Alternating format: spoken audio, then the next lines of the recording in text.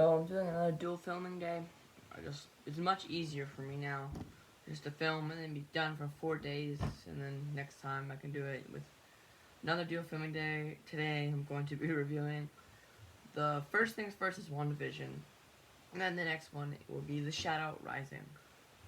So WandaVision, I have a lot of thoughts on WandaVision, and overall it was a good show. I mean, it was fine. Like, when it comes to it, it was good. I looked forward when it was Friday and I got to watch an episode of it. So in that sense, it passed. I wanted to watch the next episode, and it was very good at hinting of what's to come. Like, nothing happened the first couple episodes, but it did amazing as me. I was like, okay, let's get more. Like, it made me want to dig more into it, which was a great thing. Like, needs to get me invested. I was invested in what would happen next. Not what was happening currently. Because what was happening currently in that time was just a bunch of sitcoms. And I was always thinking of what's next, not what's here, and I didn't like. Some episodes were good. The episodes I loved, there was a big in the middle. I loved 4, 5, and 6. Not a big fan of 7. Not a big fan of 9. 8 and 9. The last 3, they were so-so. And then, but the middle couple were very good at one point. Like the couple episodes were the Please Stand By, the 90s. No, we interrupt this program. The 80s and the 90s were very good. And I wasn't a big fan of the 2000s. The wrap-ups were okay. Like, the ending combo were good. Like, the memory one was explained a lot.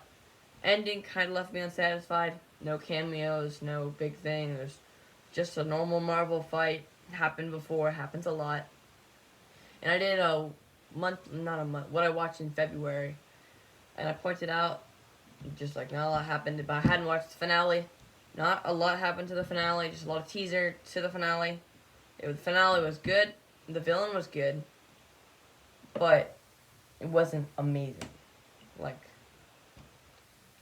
I liked that part of it. And I know Ethan Fletcher pointed out at this point was that whenever you were supposed to be feeling bad for Wanda whenever she was whenever the guy wanted to arrest Wanda. But the real thing is, if she kidnapped a whole town, that's the reality. You're gonna get arrested, and no matter how big you are, you're gonna get arrested. Man, I didn't really care. I was like, you know what, Wanda is a villain. She's supposed to be standing like as a villain now, as what she did. But they're trying to stage her as the good guy.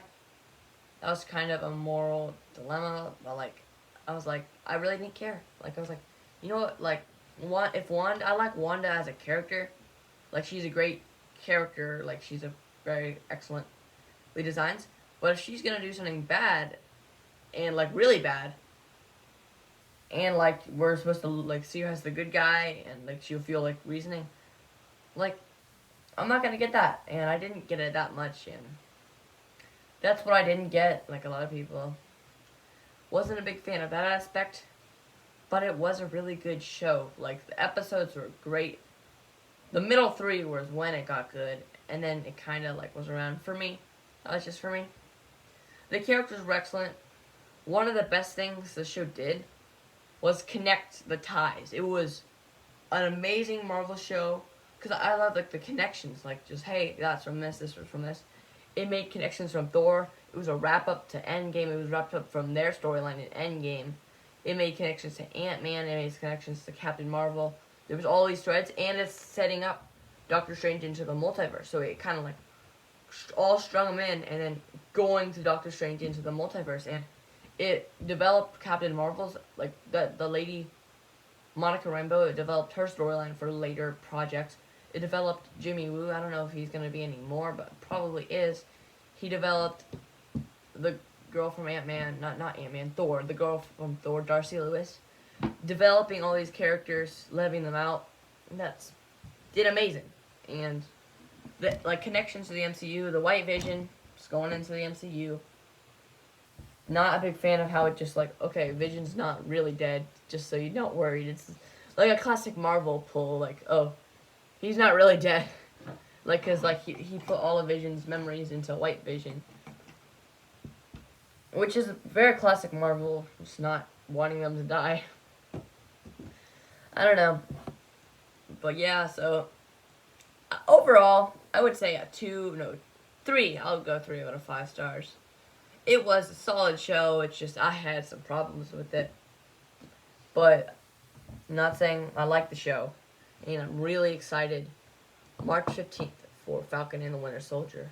I will be doing a full season review there, but I'm pretty sure the Loki show I'm going to do episode by episode, just because I like Loki so much. Tell me if you want to do that. I don't know. I might just do a season review for it. I know most of the show's review will just be seasons, but I know for a fact I'm going to be doing the Wheel of Time show episode by episode.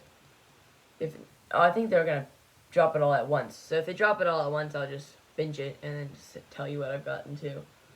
And if they drop it episode by episode like Disney Plus does, I will just do episode by episode. But Wheel of Time's are not close to coming out.